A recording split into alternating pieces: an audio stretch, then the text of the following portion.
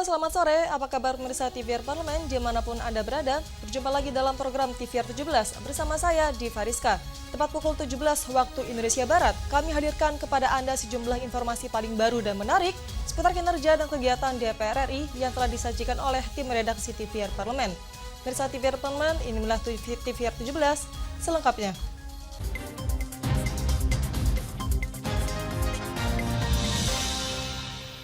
Berita pertama datang dari DPR RI yang mengimbau pemerintah daerah agar berhati-hati dalam mengelola transfer dana ke daerah atau TKD dari pemerintah pusat, di mana TKD harus dipergunakan sesuai dengan prioritas yang telah ditetapkan oleh pemerintah pusat. Dalam RUU APBN tahun anggaran 2025, Presiden Joko Widodo menyampaikan belanja negara direncanakan sebesar Rp3.613,1 triliun. Dari jumlah tersebut, transfer dana ke daerah atau TKD sekitar Rp919,9 triliun. Anggota DPR RI menilai alokasi sebesar itu sebagai komitmen pemerintah pusat memajukan daerah. Rianta mengimbau pemerintah daerah berhati-hati dalam mengelola dana TKD sesuai dengan prioritas yang ditetapkan pemerintah pusat. Pengawasan terhadap penggunaan dana TKD juga tidak lepas dari peran serta masyarakat, sehingga dana TKD benar-benar tepat guna dan tepat sasaran. Perlu satu dukungan, perlu satu bantuan dari masyarakat, dari NGO, dari kawan-kawan media untuk bagaimana agar penggunaan dana ini benar-benar bisa bermanfaat. Artinya jangan sampai ada kebocoran-kebocoran. Kata kuncinya bagaimana agar peran serta masyarakat dilibatkan dalam sisi pengawasannya. Sementara itu, Agung Widiantoro mendorong percepatan digitalisasi perekonomian hingga ke seluruh wilayah Indonesia. Berdasarkan studi Google Temasek Bain & Company, pada 2022 nilai ekonomi digital Indonesia mencapai $77 miliar Amerika Serikat dengan kontribusi sekitar 5,83% terhadap PDB. Pada 2025, nilai ekonomi digital diperkirakan akan tumbuh menjadi $130 miliar Amerika Serikat. Bagaimana caranya percepatan digitalisasi ini mampu menjangkau semua daerah? Karena kita yakini dengan percepatan digitalisasi ekonomi ini punya daya angkut kesejahteraan ekonomi. Tim Liputan TVR Parlemen melaporkan. Berita berikutnya, DPR RI mendorong pemerintah untuk selanjutnya menjaga iklim investasi, meningkatkan stimulus bagi UMKM, serta menjaga daya beli masyarakat agar target-target APBN dapat tercapai. Dalam penyampaian RAPBN tahun anggaran 2025, Presiden Joko Widodo menargetkan pertumbuhan ekonomi tahun depan sebesar 5,2%. Meski dalam masa transisi pemerintahan serta masih dibayangi tekanan geopolitik dunia, DPR RI meminta pemerintah bekerja ekstra untuk menghadapi berbagai tantangan yang berpotensi menekan laju pertumbuhan nasional. Wakil Ketua Komisi 11 DPR RI Fatan mengatakan pemerintah harus menghadapi banyak tantangan di tahun depan. Pasalnya, kondisi geopolitik dunia masih terus memanas, sehingga transisi di pemerintahan Presiden terpilih Prabowo Subianto tidak akan mudah. Karenanya, ia mendorong pemerintah terus menjaga iklim investasi, meningkatkan stimulus bagi UMKM, serta menjaga daya beli masyarakat agar target-target APBN dapat tercapai. Kita optimis, semua resources dalam negeri, kemudian pertumbuhan belanja, beberapa indikator-indikator cukup positif.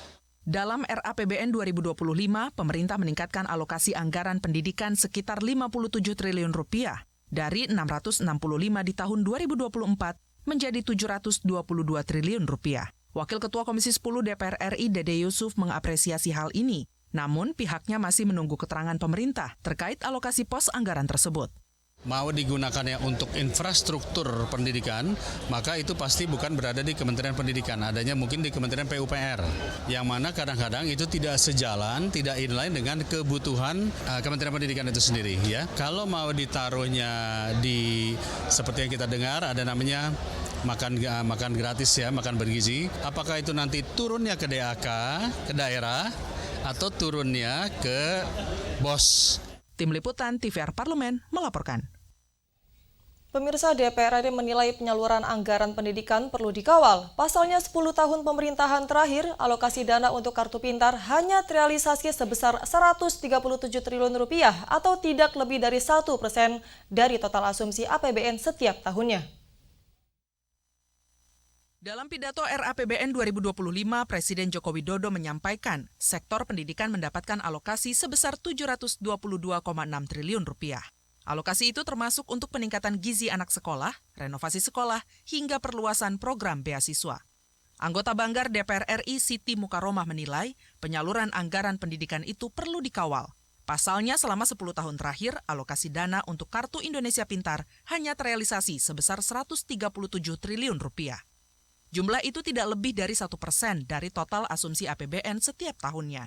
Ada 137 triliun yang disalurkan untuk dana KIP. Nah, saya pikir itu masih sangat kecil. Karena apa? Kalau asumsinya setiap tahun adalah APBN-nya 2.500, setidaknya untuk 1% aja itu sudah baru 250 triliun. Lah ini 137 triliun dilaksanakan dalam 10 tahun. Artinya KIP saja itu masih sangat rendah. Sementara anggota Komisi 11 DPR RI Fauzi Amro berharap agar Kementerian Keuangan dapat memberikan ruang fiskal yang tinggi pada anggaran tahun 2025. Sehingga pemerintahan yang baru dapat menjalankan visi dan misinya, meneruskan rencana program dari pemerintahan sebelumnya, termasuk soal anggaran yang menyentuh sektor pendidikan.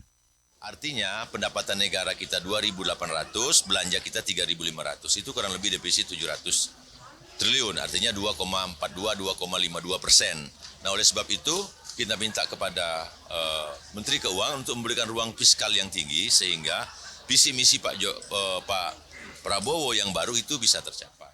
Tim Liputan TVR Parlemen melaporkan. Di masa transisi pemerintahan, Badan Anggaran DPR RI telah merancang RAPBN tahun 2025 yang senantiasa antisipatif dan waspada terhadap sejumlah indikator sektor keuangan yang menunjukkan tren kurang baik, seperti nilai tukar rupiah yang terus merangkak naik dan menurunnya minat investor asing terhadap bisnis sektor keuangan di Indonesia. Kami hadirkan informasinya selengkap sesaat lagi, tetaplah di TVR 17.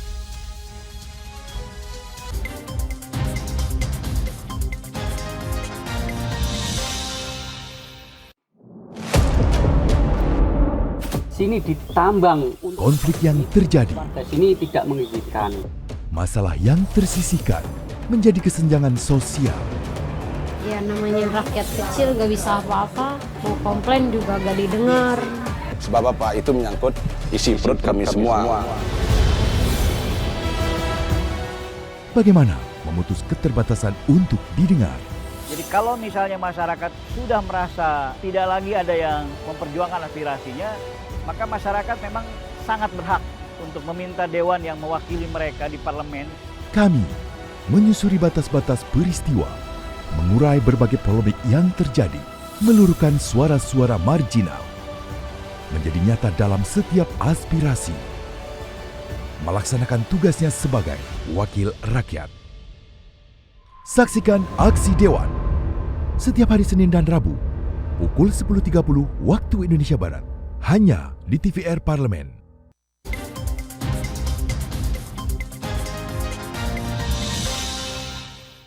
Anda kembali bersama kami di TVR 17. Berbagai fraksi di Badan Anggaran memberikan catatan terhadap asumsi dasar ekonomi makro RAPBN tahun 2025, salah satunya menjaga defisit APBN agar tidak terjadi pelebaran. Wakil Ketua Banggar DPR RI menilai di masa transisi pemerintahan ini, pemerintah baru diharapkan dapat mempertahankan batas defisit dalam RAPBN tahun 2025. Simak informasi mendalam yang telah dirangkum dalam segmen editorial Parlemen berikut ini.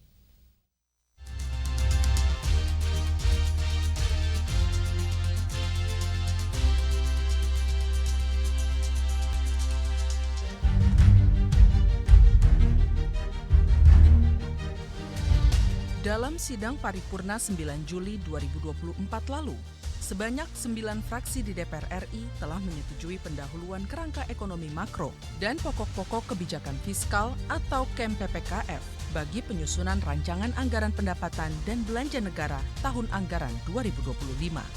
Adapun rencana kerja pemerintah tahun anggaran 2025 akan berfokus pada akselerasi pertumbuhan ekonomi yang inklusif dan berkelanjutan dengan target sasaran asumsi makro RAPBN 2025 sebagai berikut. Pertumbuhan ekonomi diusulkan dalam rentang 5,3 hingga 5,6%. Nilai tukar rupiah berkisar antara 15.300 hingga 15.900 rupiah. Rentang inflasi antara 1,5 hingga 3,5%. Harga minyak mentah Indonesia 75 hingga 85 dolar Amerika Serikat per barel. Lifting minyak bumi sebesar 580.000 hingga 605.000 barel per hari. Lifting gas bumi berkisar 1.003 hingga 1.047 barel setara minyak per hari. Dan menjaga defisit APBN di angka 2,29 hingga 2,82% dari produk domestik bruto.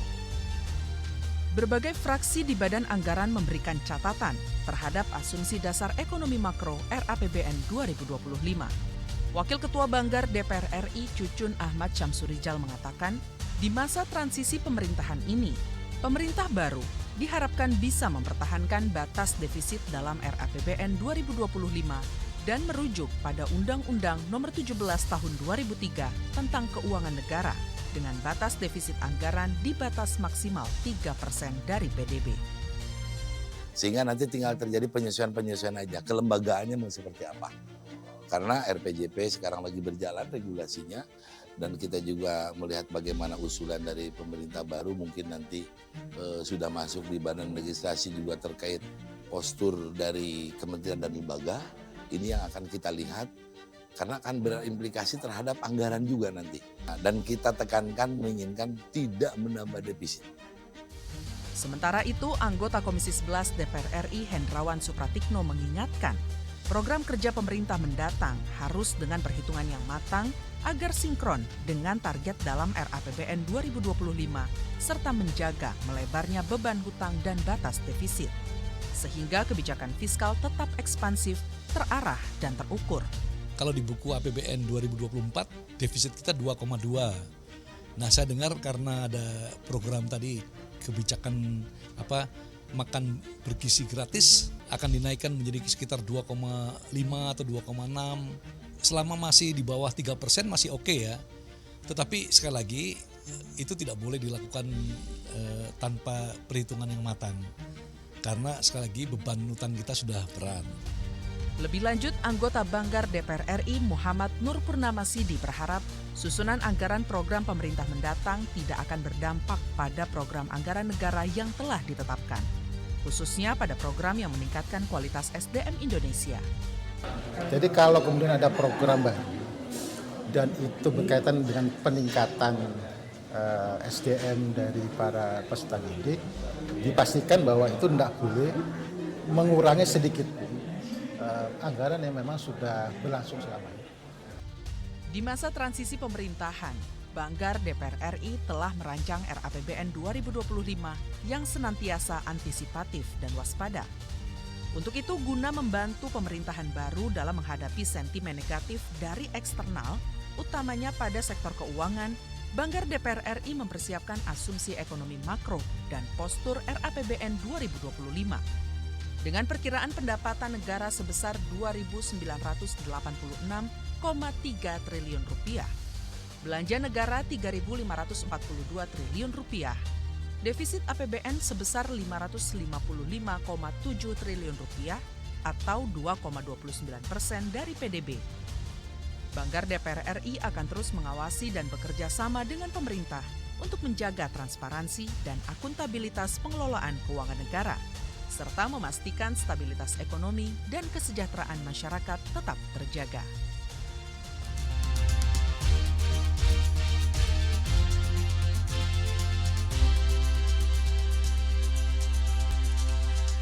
Perilaku korupsi masih menjadi persoalan di negeri ini. Laporan Transparency International menunjukkan bahwa skor indeks persepsi korupsi Indonesia tercatat sebesar 34 poin dari skala 100 poin pada 2023, di mana angka tersebut menunjukkan adanya stagnasi dari perolehan tahun 2022. Informasi selengkapnya jangan kemana-mana, tetaplah di TVR 17.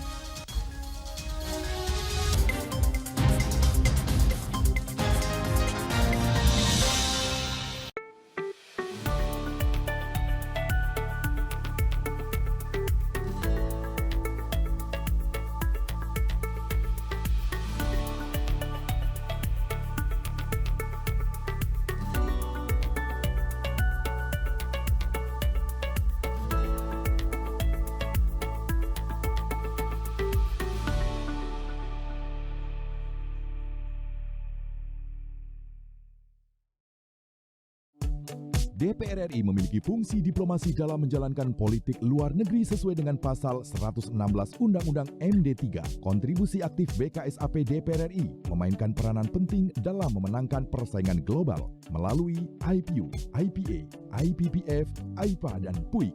BKSAP memiliki komitmen yang tinggi dalam krisis kemanusiaan dunia. Fungsi diplomasi dijalankan untuk mendukung upaya pemerintah dalam melaksanakan politik luar negeri.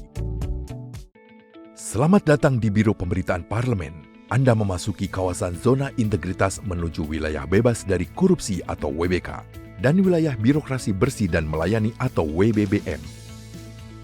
Biro Pemberitaan Parlemen berkomitmen penuh untuk mewujudkan wilayah bebas korupsi dan wilayah birokrasi bersih dan melayani. Komitmen kami, pejabat dan jajaran memiliki komitmen tinggi untuk mewujudkan WBK dan WBBM melalui reformasi birokrasi, khususnya dalam hal pencegahan korupsi dan peningkatan kualitas pelayanan publik. Kedua, bebas dari korupsi dengan terwujudnya wilayah bebas korupsi atau WBK, yang artinya bebas dari KKN, gratifikasi dan dari segala bentuk pungutan liar atau pungli. Terakhir, pelayanan prima dengan terwujudnya wilayah birokrasi bersih melayani, yaitu dengan meningkatnya kualitas pelayanan publik dan tercapainya kepuasan masyarakat terhadap pelayanan.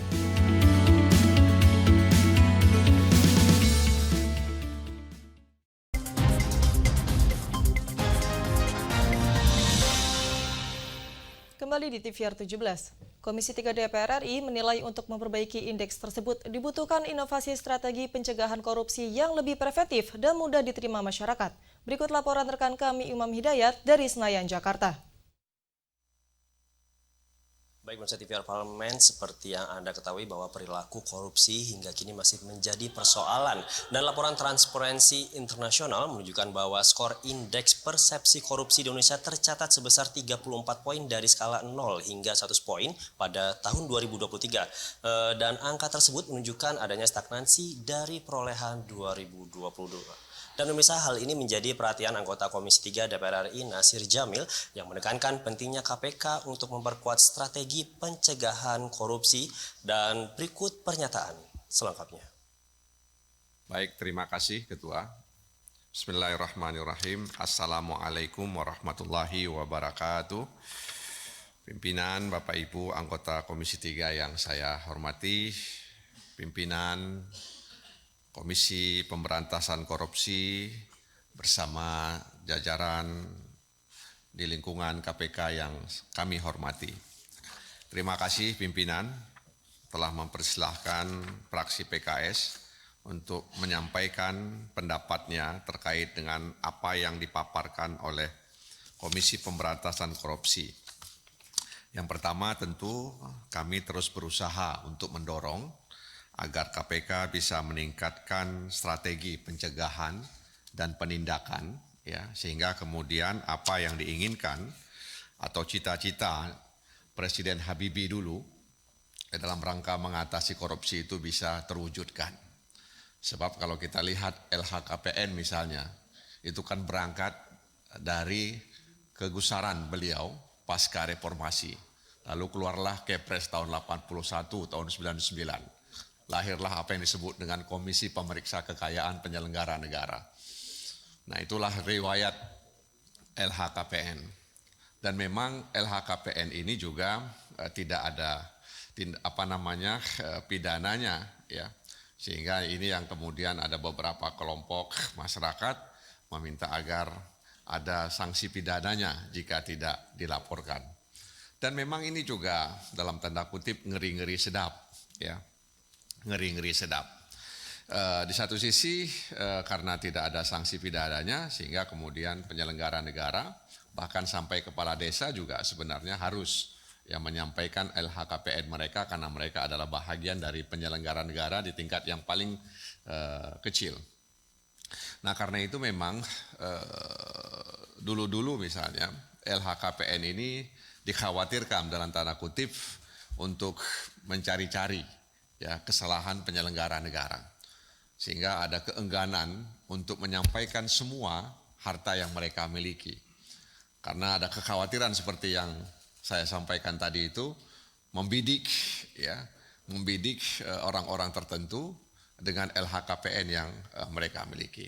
Itu rumor yang berkembang Pak, bukan kenyataan, tapi itu rumor yang terjadi di tengah-tengah masyarakat soal LHKPN ini. Ya, sehingga ini juga menjadi catatan kita ya terkait dengan LHKPN tadi ini. Sebab kalau saya membaca berita itu ada masih sekitar 6.000-an lebih ya penyelenggara negara yang belum melaporkan LHKPN mereka.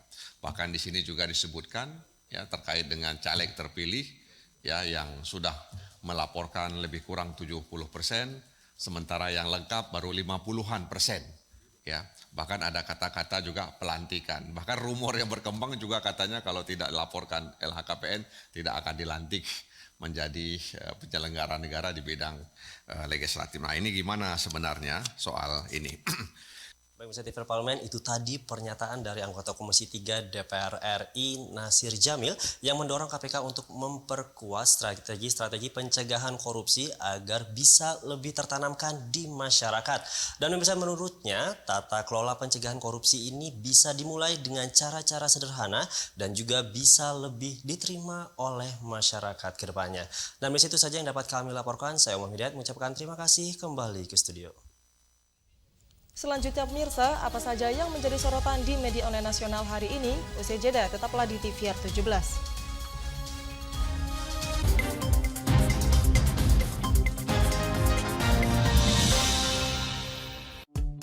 DPR RI memiliki fungsi diplomasi dalam menjalankan politik luar negeri sesuai dengan pasal 116 Undang-Undang MD3. Kontribusi aktif BKSAP DPR RI memainkan peranan penting dalam memenangkan persaingan global melalui IPU, IPA, IPPF, IPA, dan PUIK. BKSAP memiliki komitmen yang tinggi dalam krisis kemanusiaan dunia. Fungsi diplomasi dijalankan untuk mendukung upaya pemerintah dalam melaksanakan politik luar negeri.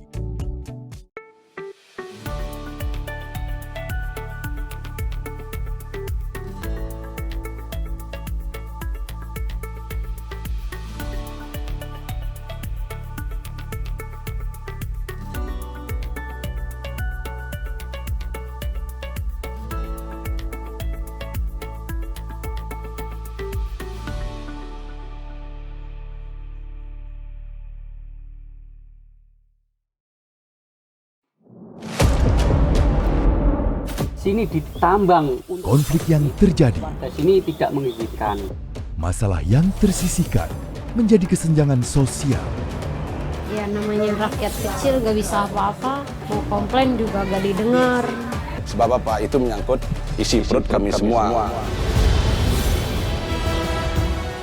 Bagaimana memutus keterbatasan untuk didengar? Jadi kalau misalnya masyarakat sudah merasa tidak lagi ada yang memperjuangkan aspirasinya, maka masyarakat memang sangat berhak untuk meminta dewan yang mewakili mereka di parlemen. Kami menyusuri batas-batas peristiwa, mengurai berbagai polemik yang terjadi, meluruhkan suara-suara marginal, menjadi nyata dalam setiap aspirasi, melaksanakan tugasnya sebagai wakil rakyat. Saksikan Aksi Dewan setiap hari Senin dan Rabu pukul 10.30 waktu Indonesia Barat hanya di TVR Parlemen.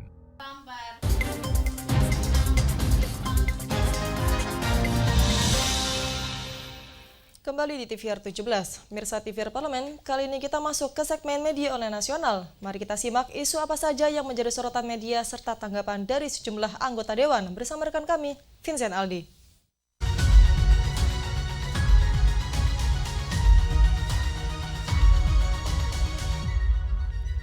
Ya, terima kasih rekan Diva, dan apa kabar pemirsa? Kembali lagi dalam segmen media online bersama saya Vincent Aldi.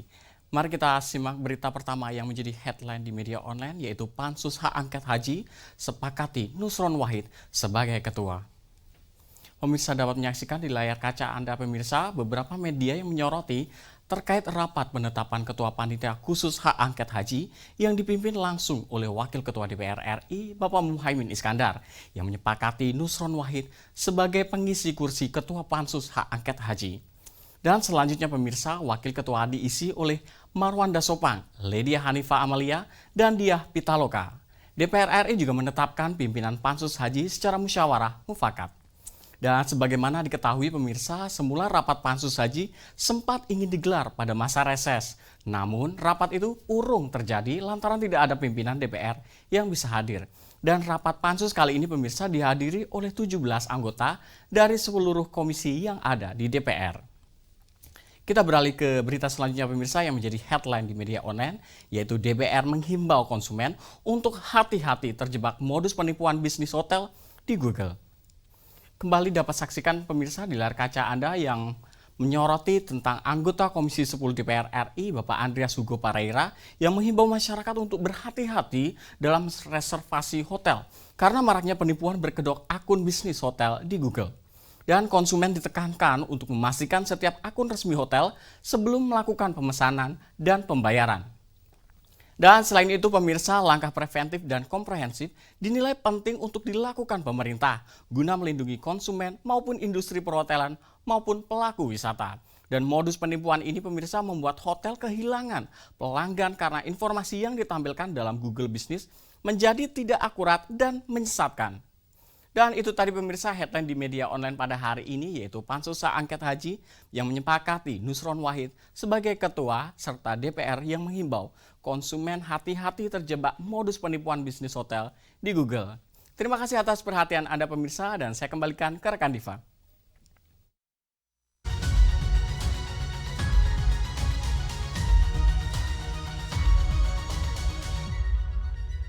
Terima kasih rekan Vincent yang telah menyampaikan sejumlah update sorotan dari media online nasional pada hari ini. Pemirsa, segmen media online tadi sekaligus menutup program TVR 17 edisi sore hari ini. Saya Diva Rizka beserta seluruh kru TVR Parlemen yang bertugas mengucapkan terima kasih dan pamit undur diri dari hadapan Anda. TVR Parlemen, referensi Indonesia.